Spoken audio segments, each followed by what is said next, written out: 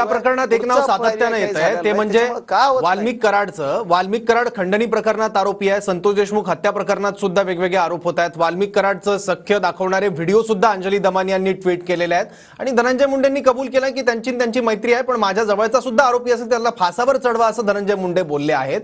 त्यावरून अजित पवारांवर सुद्धा प्रश्नचिन्ह उपस्थित होतोय। संजय राऊत म्हणाले की अजित पवार आणि धनंजय मुंडे दोघांनी राजीनामा दिल्याशिवाय चौकशी निष्पक्षपातीपणे होणार नाही आणि तुम्ही म्हणताय की बीडचे पालकमंत्रीपद अजित पवारांनी घ्यावं।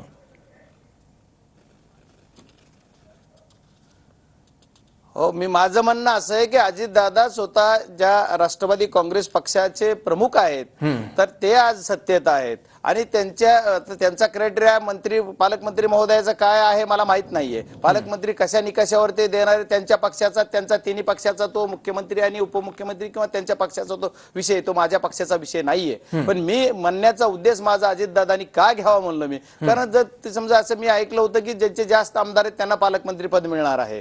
मग समजा जर तसं असेल तर यांचे 3 आमदार बीड जिल्ह्यामध्ये आलेले आहेत, त्याच्यामुळे जर पालकमंत्री पद राष्ट्रवादी काँग्रेसच्या कुठल्या एखाद्या मंत्र्याला द्यायचं असेल तर स्वतः अजितदादांनी जर घेतलं तर अजितदादांना सुद्धा कळल की या बीड जिल्ह्यामध्ये काय काय घडलंय। अजितदादांनी जे सगळे लोक ज्यांना बळ दिलंय ते लोक काय काय उद्योग करतात बीड जिल्ह्यात, ही जर काढायचं असेल तर अजितदादाला पालकमंत्री घेतल्यावर कळल ना।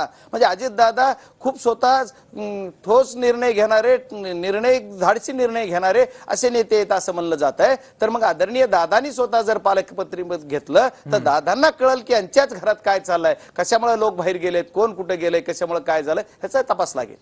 बरोबर आहे। त्यामुळे एक तर जे गुन्हे आता गेल्या काही दिवसात घडलेत त्याच्या मुळाशी जाऊन कारवाई होणं अपेक्षित आहे आणि कुठलं नेक्सस राजकीय नेत्यांपर्यंत सुद्धा जात असेल तर ते सुद्धा उद्ध्वस्त करणं अपेक्षित आहे। त्या दिशेने सुद्धा पोलीस यंत्रणा काही तपास करतात काय बघावं लागेल।